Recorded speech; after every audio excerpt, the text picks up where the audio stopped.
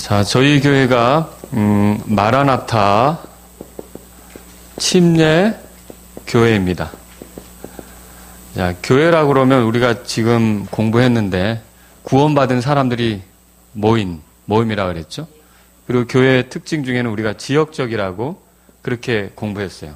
어느 지역에 이렇게 같이 모여서 신앙생활 하는 거라는 거죠. 그리고 이제 독립적이다. 그런 것도 우리가 지난번에 공부했어요. 뭐 마라나타는 우리 교회가 다른 교회랑 좀 구분이 되도록 우리 교회 자체적으로 이름을 갖는 거죠. 자, 이 이름은 여러분이 참고로 고린도전서 16장 22절 우리가 킹제임스 성경을 통해 보면 마라나타라는 말이 나옵니다. 그래서 우리 거기서 찾을 수 있고, 이 침례는 뭘까요? 자, 이거는 침례라고 하는데 마라나타 침례교회다 할 때 침례는 뭘까요? 자, 이때 침례는 다른 게 아니고 베프티스트라는 말을 씁니다. 그러니까 침례 성도, 다시 말하면 마라나타라는 이름을 쓰면서 침례 성도들, 침례 신앙을 가진 사람들이 한 지역에 모인 교회, 이게 바로 마라나타 침례교회다, 그렇게 볼 수 있는 거죠. 자, 그런데 우리가 그러면 적어도 마라나타 침례교회를 다닌다면 침례교회 성도들의 특징, 도대체 침례교회 성도들은 뭘 믿는가, 어떤 게 다른 사람들하고 구분이 되는가, 이런 걸 알 필요가 있다는 거죠. 그래서 우리가 이거 복수로 처리해서 이 베프티스트라고 하는 것을 이제 하나씩 이니셜로 삼아가지고 어떤 특징이 있는가, 이런 것들을 우리가 한번 오늘 공부해 보도록 하겠습니다. 제일 처음에 보세요. 1번. 제일 처음에 뭐예요? Biblical Sole Authority 해가지고 성경의 유일한 권위, 그렇게 돼 있어요. 그러면 침례 성도들에게 있어서 믿음과 실행, 그러니까 뭘 믿느냐, 어떻게 행동하느냐, 이것의 유일한 권위는 뭡니까? 성경이라는 거예요, 성경. 그래서 침례 성도들은, 이제 이게 B는 바이블을 얘기하는 거예요, 말하자면. 그래서 성경을 알고자 했고, 성경을 자녀들에게 읽게 하고자 했고, 그리고 성경을 필사해서 이렇게 다른 사람들이 또 나눠서 볼 수 있도록 그렇게 노력했고, 침례 성도들은 성경을 굉장히 중요하게 생각한 거예요. 자, 만일 우리가 성경을 알지 못한다면 성경대로 사는 삶을 기대할 수 있겠습니까? 그건 불가능하겠죠. 성경을 알아야 성경대로 사는 삶이 가능하겠죠. 그래서 주님은 마가복음 12장 24절에 거기 예수님께서 대답하여 그들에게 이르시되 그런즉 너희가 성경도 알지 못하고 하나님의 권능도 알지 못함으로 잘못하지 아니하느냐 이렇게 물었어요. 그럼 이건 뭘 얘기하는 거냐면 성경을 모를 때는 신앙생활을 제대로 하지 못하게 된다는 거죠. 믿음 생활을 제대로 하지 못하게 된다는 거죠. 그러니까 서당계 3년이면 뭐라 그러죠? 풍어를 읊는다 그러죠. 근데 우리가 그런 식으로 신앙생활 하는 거 아니에요. 내가 이렇게 문 밖에서 들은 풍월로 신앙생활 하는 게 아니라 저와 여러분들은 신앙생활 할 때 명확한 기준이 있어야 돼요. 그 기준에 해당하는 게 뭐예요? 그러니까 성경이죠. 성경을 따라 우리가 신앙생활 해야 된다라고 하는 거죠. 그래서 침례 성도들은 특징이 뭐냐면 성경을 이제 더 알기 위해서 성경에 대해서 풀어주는 설교, 또 성경을 이해시키는 성경 공부, 이런 거에 관심을 갖는 거예요. 그 다음에 이제 개인적으로 성경 읽기. 그렇죠? 오늘 아침에도 성경 읽으셨습니까? 이게 성경 읽는 데 관심을 갖는 거예요. 그 다음에 또 개인적으로 성경을 암송하는 거. 그리고 생각 속에 두고 마음에 두고 그 말씀대로 살아가려고 하는 거.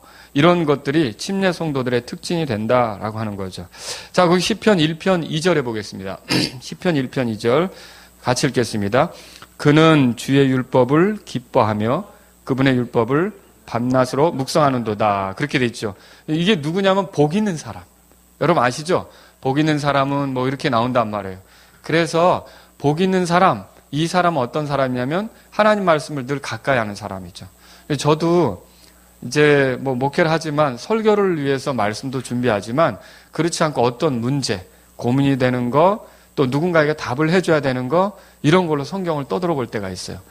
뭐 밤늦게까지도 떠들어볼 때가 있고, 그래서 계속 성경을 살펴보면서 여러분들이 신앙생활하는 것이 안전하고 복되다라고 하는 거죠.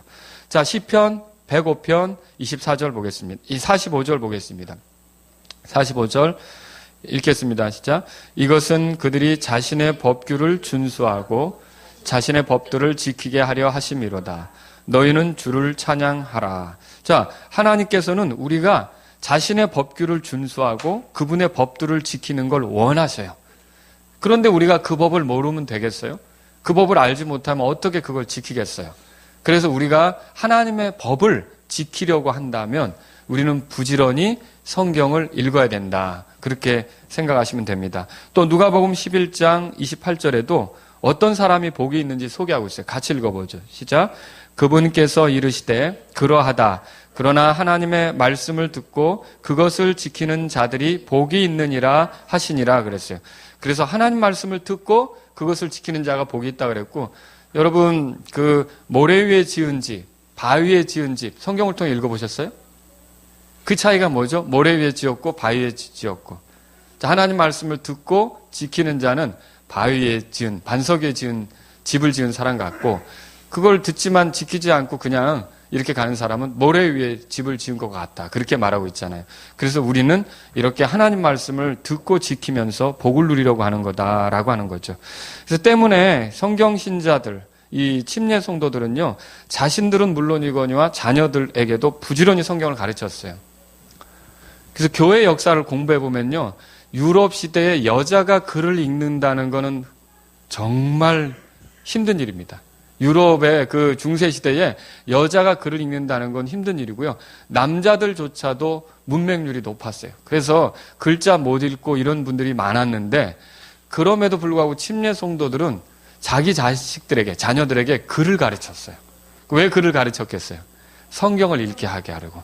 그래서 어떻게 해서든지 성경을 읽게 할 목적으로 글을 가르쳐서 이 자녀들이 부지런히 성경을 읽고 또 다른 사람들에게도 이 성경을 읽도록 도와주게끔 그렇게 했던 것을 우리가 교회사 역사 속에서 보면 발견할 수 있는 겁니다. 자, 혹시 김향순 자매님 교재 있으시죠? 예, 있으시죠? 예, 교재 없으신 분은 손 들어보세요. 혹시 교재? 예, 예. 알겠습니다. 자, 그 다음에 여러분 보세요. 어떤 것도 성경을 대신하지 않습니다. 자, 그러면 제가 왜 이렇게 성경이 우리 믿음과 또 실행, 요거에 있어서 이렇게 기준이 되고 이 성경을 중심으로서 신앙생활을 해야 되느냐? 가톨릭은 그렇지 않습니다. 여러분, 천주교라고 아는 가톨릭 있죠? 이 사람들이 성경을 얘기하지 않는 건 아닙니다. 이 사람들도 성경을 읽어야 된다고 얘기를 해요. 근데 사실 여러분 교회 역사 가운데 보면 한때 가톨릭 교회 회의에서 성경을 금서 목록으로 지정한 적이 있어요. 금서 목록이 되는 건 뭐냐면 아무나 읽지 못하게 한 겁니다. 사제들만 성경을 읽게 한 거죠. 그러면 이거는 가톨릭 신도들을 까막눈 되게 만드는 거죠. 그런데 종교개혁은 어떻게 일어났냐면 이 사제들 가운데에서 성경을 읽어보면서, 그러니까 신약 성경, 헬라어 성경 이런 것들을 읽어보면서 자기들의 교회가 성경하고 일치되게 하지 않는다는 걸 알기 시작했던 거예요. 그래서 이거는 바로잡아야겠다라고 하는 뜻으로 나타난 게 뭐냐면 종교개혁이 된다는 거죠. 아시겠죠? 그런데 보세요. 가톨릭 교회는 성경을 읽는 것처럼 얘기하지만 성경이 중요하지 않습니다. 뭐가 중요하느냐? 몇 가지 있죠. 전통이라고 들어보셨어요? 전통. 이게 전통이 뭐냐면 또 뭐 성전이라고도 하죠. 이게 뭐냐면 성스러운 전통, 거룩한 전통. 그래서 가톨릭 교회가 교회 회의를 통해서 이렇게 하기로 한 것이 더 중요하게 받아들여지는 거예요. 이거. 그 다음에 또 뭐가 있냐면 교황의 발언이죠. 교황의 발언. 그래서 교황이 뭐라고 말했는지가 굉장히 중요하게 여겨지는 거예요. 그리고 성경은 그 밑으로 내려가는 거예요. 자, 여러분 한번 예를 들어보죠. 8월 15일이 우리는 광복절인데 그 가톨릭에서는 몽소 승천 해가지고 성모 마리아가 승천했다고 그래요. 승천한 날이에요. 그걸 기념하는 날이에요. 근데 정말로 성경에서는 마리아가 승천했다는 기록이 있어요, 없어요? 없죠. 자, 그런데 그냥 교회가 그걸 정해버렸어요. 우리는 앞으로 그렇게 지키자. 그렇게 해서 간 거예요. 그러면 성경을 따르는 겁니까? 전통을 따르는 겁니까? 전통을 따르면서 성경을 무시하는 거가 되죠. 또 예를 들어서 마리아는 예수님을 낳고 아무도 낳지 않아서 평생 동정녀였다 이렇게 가르쳐요. 근데 여러분 성경을 좀 읽어보신 분은 알지만 마리아가 예수님을 낳았을 때 맏아들이라고 표현된 거를 아시죠? 이 맏아들이라는 말은 혼자 있을 때는 쓰지 않는 거예요. 그죠? 예, 우리 1학년 형제가 맏아들이다 그런 건 밑에 뭐가 있다는 거예요. 동생들이 있다는 거죠. 혼자 있다 그러면 독자라고 그러겠죠. 그죠? 그런데 마리아가 예수님을 낳고도 우리가 누가복음이나 마가복음에 보면 유다, 요새 뭐 이렇게 몇 동생을 야고보까지도 예수님의 동생이죠. 몇 동생을 낳은 거, 또 여동생은 적어도 자매들이라고 했으니까 2명 이상 낳은 거. 그러면 성경을 통해 발견되는 건 뭐냐면 예수님을 낳고도 마리아는 적어도 이제 6명 이상을 자녀를 더 낳았다는 걸 알 수 있는데, 자꾸만 가톨릭 교회는 마리아를 이렇게 높이 숭상하려다 보니까 남자와 관계를 안 가진 여자로 이렇게 만들려고 하는 거예요. 그래서 처녀고 끝까지 처녀였고 이런 걸 강조하려고 하는 거죠. 자, 이건 성경하고 맞아요, 틀려요? 틀린 거죠. 이런 것들이 안 맞는다는 거예요. 그리고 여러분 성경에 보면 우리가 보는 성경 구약과 신약 중에는요, 어때요? 사람이 죽으면 천국에 가고, 그러니까 낙원에 가고 아니면 지옥에 가는데 이 둘 중에 가지 못해서 어중간한 곳인 어떤 그 연옥이라는 데 가는 게 성경에 나와요, 안 나와요? 안 나오죠. 근데 가톨릭 교회는 이런 걸 그냥 만드는 거예요, 교리적으로. 그래서 그렇게 실행하는 거죠. 그러니까 이것은 침례 성도와는 맞지 않는 거죠. 침례 성도들은 사람이 만든 전통이 중요한 게 아니라 하나님 말씀이 중요하다고 믿는 거예요. 마태복음 15장 보겠습니다. 마태복음 15장. 마태복음 15장. 네. 마태복음 15장. 1절에 그때 예수님께서 온 서기관들과 바리새인들이 예수님께 나와, 그때 예루살렘에서 온 서기관들과 바리새인들이 예수님께 나와 이르되 그랬어요. 당신의 제자들은 어찌하여 장로들의 전통을 범하나이까? 그럼 장로들의 전통이 뭐냐면 뭐 먹을 때 손 씻는 거예요. 왜 먹으려면 손 씻어야지 안 씻냐 이거죠. 그거 불결하게 되는 길이다 이렇게 얘기하는 거예요. 여러분 뭐 손 씻고 먹으면 좋긴 좋습니다. 그 위생상 그렇죠. 근데 손 씻지 않고 먹으면 그게 하나님께 벌 받을 만한 죄가 되는 겁니까? 그건 아니잖아요. 그렇죠? 근데 이 유대인들은요, 이렇게 장로들의 전통으로 손 씻고 먹지 않았다고, 손 안 씻고 먹었다고 사람을 비난하는 거예요. 3절 보세요. 예수님께서 그들에게 뭐라고 하시냐면, 그분께서 그들에게 대답하여 이르시되 너희는 또한 어찌하여 너희 전통으로 하나님의 명령을 범하느냐, 그렇게 말했어요. 그러면 예수님께서 이렇게 얘기하는 걸 칭찬하신 건 아니죠? 자, 또 이 밑에도 보시면요. 이렇게 8절에 보세요. 이 백성이 자기 입으로는 내게 가까이 오며 자기 입술로는 나를 공경하나 그들의 마음은 내게서 멀도다. 자, 9절을 다 같이 읽습니다. 그러나 그들이 사람들의 명령들을 교리로 가르치며 내게 헛되이 경배하는도다 하였느니라 하시니라. 그럼 뭐예요? 사람들이 만든 그 명령 조항을 더 들이밀면서 말하자면 그것으로 이렇게 사람을 정죄하고 비난하고 이렇게 하는 거, 그리고 마음은 주님 앞에 가 있지 않은 거, 이런 것들은 다 헛된 경배가 된다. 이렇게 이제 예수님께서 말씀하신 거죠. 그래서 저와 여러분들은요, 침례 성도이기 때문에 성경 중심으로 신앙생활 해야 된다라고 하는 거죠. 가톨릭에서는 교황의 발언, 공의회의 결정, 그리고 성스러운 전통이라고 하죠. 또 시대의 흐름. 여러분, 우리가 어떤 사람들은 그렇게 말해요. 자, 교회 안에서 여자가 목사가 되는 것이 성경에서 말해주고 있습니까? 아니죠. 근데 오늘날 시대가 어느 때인데, 지금은 여자도 다 이거저거 다 할 수 있는 시대인데, 이렇게 하면서 양성평등을 주장하며 이렇게 나아갈 때는 여자도 목사를 할 수 있다라고 이렇게 얘기를 하는 거죠. 근데 그것은 성경하고 맞아요, 틀려요? 안 맞는 거죠. 근데 지금 사람들이 자꾸 이런 쪽으로 가는 거예요. 그런데 침례 성도들은 그렇게 하지 않는다는 거예요. 아무리 시대가 바뀌어도 성경은 변하지 않습니다. 그리고 우리가 성경하게 맞추는 거지 성경을 뜯어 고쳐서 우리에게 맞추려고 하는 건 올바른 신앙이 아니라는 거죠. 그래서 성경에 맞도록 우리가 가야 되는 거죠. 이게 침례 성도들의 특징입니다. 또 여러분, 토속적인 어떤 것이 있어요. 토속적인 어떤 것은 뭐냐면, 한국교회 이런 거 많이 해요. 혹시 해보셨는지 모르겠어요. 추도 예배. 추도 예배라고 이렇게 하는데 실상 이것은요, 그 유교하고 약간 기독교를 혼합시킨, 샤머니즘하고 기독교를 혼합시킨 형태가 되는 거죠. 우리가 뭐 아버지나 어머니가 돌아가셔서 가족들이 모처럼 살아 계신 아버지 어머니를 기억하며 모여서 같이 음식 먹으면서 우리 가족들이 모였으니까 예배는 드릴 수 있다는 거죠. 명절 때도 예배 드리지 않습니까? 그렇게 할 수 있어요.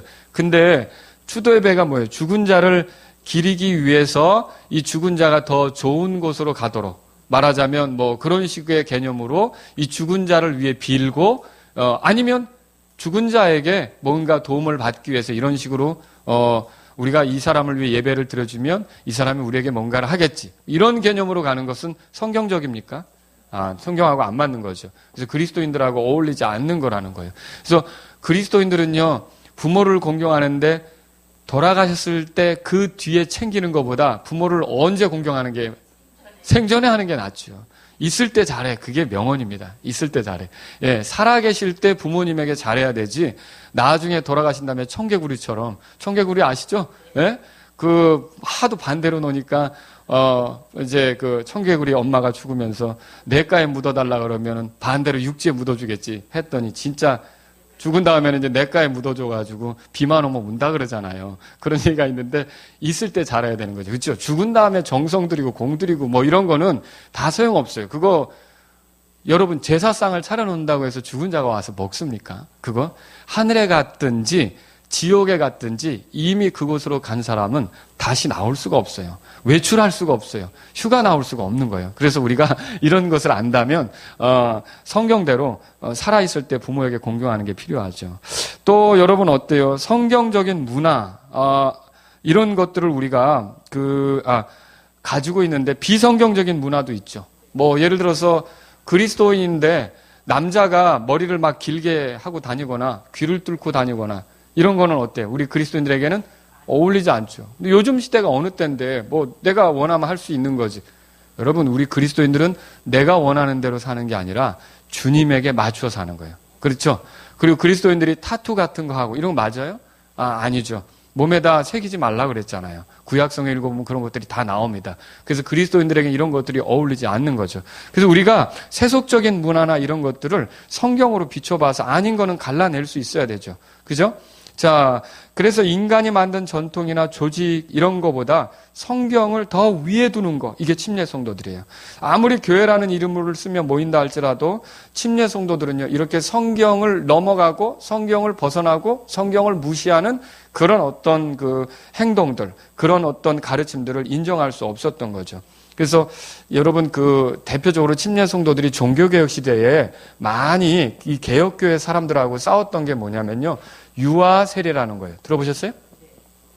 유아 세례가 뭐예요? 아기들에게 세례를 주는 거죠. 근데 성경을 읽어보니까 이 세례나 침례는 믿음을 가진 사람에게 주는 거예요. 근데 유아들이 믿음을 가졌어요?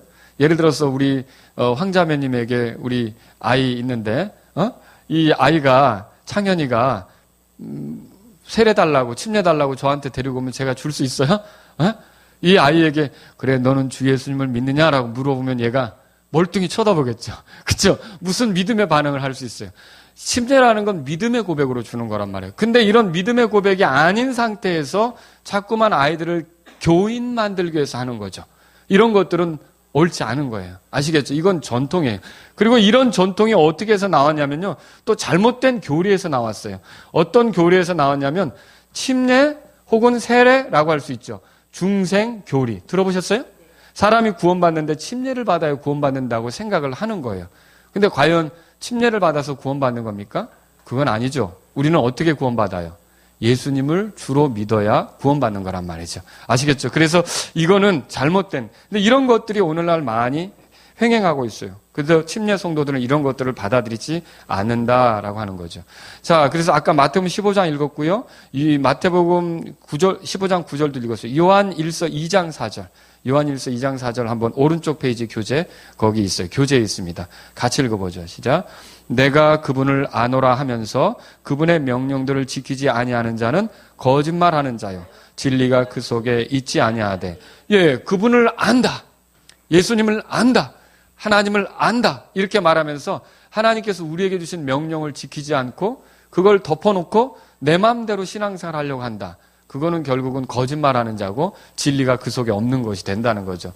그래서 그리스도인들은 성경책이 장식품이 아니라 여러분이 가까이에서 읽어야 하는 거예요.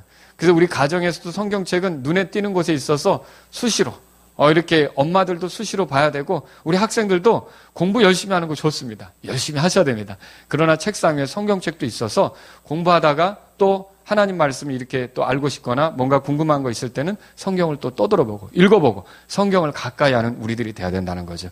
이게 우리가 침례 성도들의 특징이라는 것을 말할 수 있어요. 자, 저희가 오늘날 킹제임스 성경을 쓰는 이유는 또 뭘까요, 그러면? 킹제임스 성경이 하나님께서 영감으로 주신 그런 원본에서 사본으로 또 역본으로까지 이어지는 하나님의 섭리로 보존해 주신 하나님의 말씀인 걸 믿는 거죠. 우리가 하나님 말씀이라고 믿어요.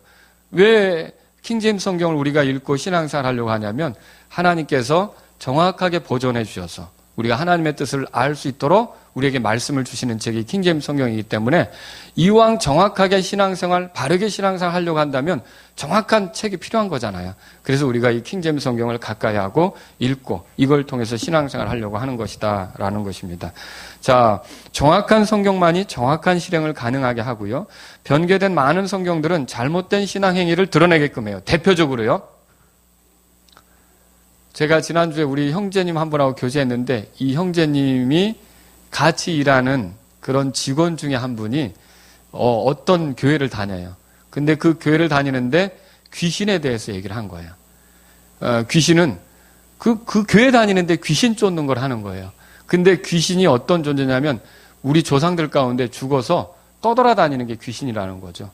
뭐 이런 논리도 있어요. 노아가 120년 하나님이 시간을 정해놓았다 그랬잖아요. 그러니까 이런 거죠. 70세에 죽으면 50년은 떠돌아다니다가 120년 채우고 간다는 거죠. 근데 사실 노아 시대에 그렇게 했어도요. 노아 시대 이후로 아브라함도 그랬고 야곱도 그랬고 120년을 초과했는데 그럼 그 사람들은 어떻게 되는 거예요? 그렇죠? 예, 그건 말도 안 되는 거고요.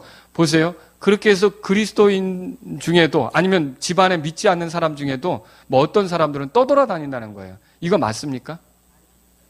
귀신이 맞는 거예요? 여러분 사람이 죽으면 그 사람은 둘 중에 한 곳으로 가게 돼 있어요.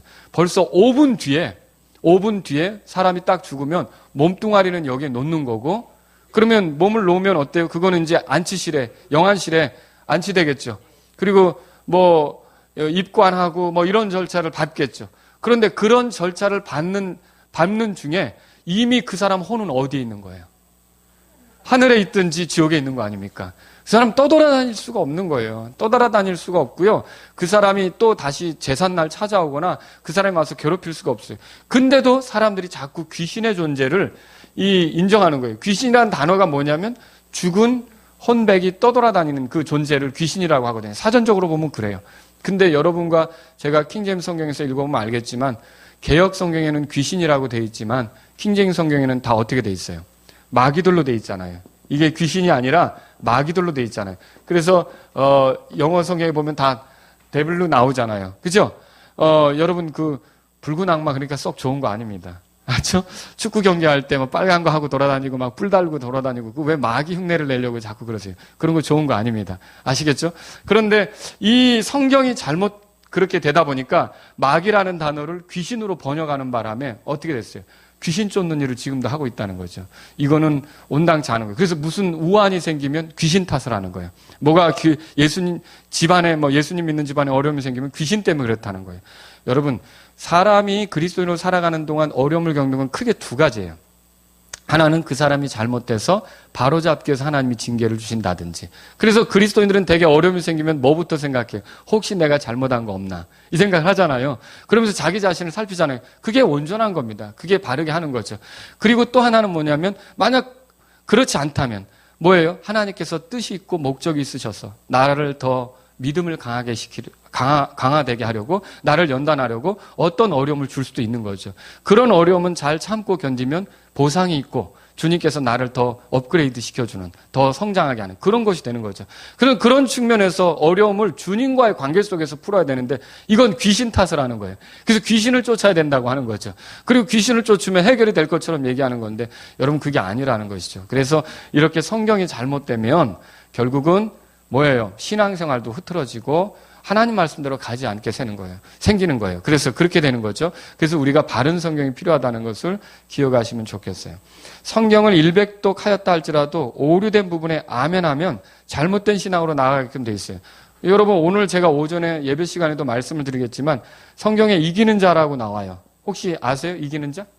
계시록 2장 3장에 이기는 자가 나오죠. 근데 우리나라의 어떤 이단 교주는요, 이기는 자가 자기 자신이라고 얘기해요. 그래서 사람들을 다 이기는 자가 자기 자신이라고 얘기하는 거죠. 그러면서 사람들을 현혹하고 있어요. 그러니까 이게 성경에 대해서 또 정확하게 성경으로 잘 풀어지지 않으면 이런 함정, 이런 오류에도 빠질 수 있다는 거죠. 그래서 우리는요, 온전히 성경에 집중하면서 성경을 가지고 또 성경이 뭐라고 말하는지를 보면서 성경을 자꾸 가까이 하는 그런 신앙생활을 해야 된다는 거죠. 침례 성도들의 제일 첫 번째 특징이 뭐예요? 그러니까 우리가 신앙생활 하는데 왜 그렇게 하십니까? 왜 이런 일을 하십니까? 라고 물으면 성경에 거기 있으니까. 성경 말씀이 그렇게 말하니까. 저도 목회를 하는 데 있어서 나중에 주님 앞에 가서 이제 회개 보고를 해야 될 텐데 왜 그런 식으로 했느냐? 왜 그런 식으로 했지? 이렇게 하면 저도 그 목사님이 그렇게 하니까 나 따라한 겁니다. 이거 소용없다는 거죠. 어떤 목사님이 히트 쳐서 저도 그거 교회 안에 끌어와서 했습니다. 이거 소용없다는 거죠. 성경이 그렇게 말하기 때문에 저도 하나님 말씀에 따라 그렇게 했습니다. 이것이 주님께 인정되는 것을 우리가 그거 받아들이겠죠? 그게 우리의 신앙생활이 돼야 된다는 걸 생각해 봐야 된다는 거죠. 자, 오늘 그래서 여기까지 하겠습니다. 그래서 침례 성도들의 첫 번째 특징은 성경을 존중하고 성경의 권위를 이게 최고의 권위로, 유일한 권위로 알고 가는 거예요. 그래서 여러분 보세요. 여기 보면 우리 삶에 권위가 많이 있는데 권위라는 게 뭐예요? 이거는 질서를 위해서 있는 거고요. 권위 아래 있는 사람들을 바로잡기 위해서 있는 거잖아요. 자, 국가도 권위가 있고요. 가정에도 권위가 있어요. 부부 사이에도 권위가 있어요. 가정의 권위는 누구에게 있어요? 자녀들은 누구 말 들어야 돼요? 부모님 말 들어야 되죠. 이게 선생님 말을 안 들으면 학생이 제대로 될 것 같아요? 나중에 후회하는 그런 학생들 많아요. 그러니까 선생님 말을 들어야 선생님이 가르쳐 주는 걸 받죠. 그렇죠. 가정에서 부모 말을 들어야 부모로부터 또 안전하게 보호받는 거죠. 부부 사이에는 또 권위가 어디 있어요? 자매님들은 좀 서운하겠지만 남편에게 권위가 있는 거죠. 이런 권위들이 존재하는데 이 권위들은 다 하나님의 말씀의 권위에서부터 온 거고 하나님의 말씀이 보증하는 그런 권위들이에요. 그래서 최종적인 권위는 뭐냐면 우리가 하나님 말씀이다. 이렇게 생각하고 신앙생활하는 게 우리에게 맞다. 그렇게 생각하시면 좋겠습니다. 아시겠죠? 오늘 여기까지 할게요.